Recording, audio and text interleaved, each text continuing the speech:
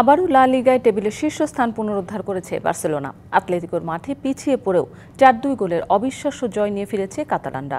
আর এ জয়ে রিয়ালকে পেছনে ফেলে শীর্ষে ফিরেছে এনরিকের শিষ্যরা। ম্যাচের শুরুর দিকে বল দখলের পাশাপাশি আক্রমণেও একচেটিয়া দাপট দেখায় বার্সেলোনা। তবে বিরতিতে যাবার আগে আলভারেসের গোলে লিড পায় আতলেতিকো। দ্বিতীয়ার্ধে আলভারেসের বদলি নামার ১০ মিনিট পরই ব্যবধান দ্বিগুণ করেন সরলত। ৭১ মিনিট পর্যন্ত পিছিয়ে থাকা কাতালানরা খেলায় সমতা ফেরায় মাত্র ৬ মিনিটের ব্যবধানে। ৭২ মিনিটে লেভানডস্কি ও ৭৮ মিনিটে গোল করে ফেরান তোরেস। যোগ করা অতিরিক্ত সময়ে স্বাগতিক দর্শকদের হতাশায় ডুবিয়ে স্কোর লিডে নাম তোলেন ইয়ামাল। লিড পায় বার্সেলোনা। আর যোগ করা সময়ের ৮ম মিনিটে তোরেস নিজের দ্বিতীয় গোল করেন, নিশ্চিত করেন বার্সেলোনার জয়।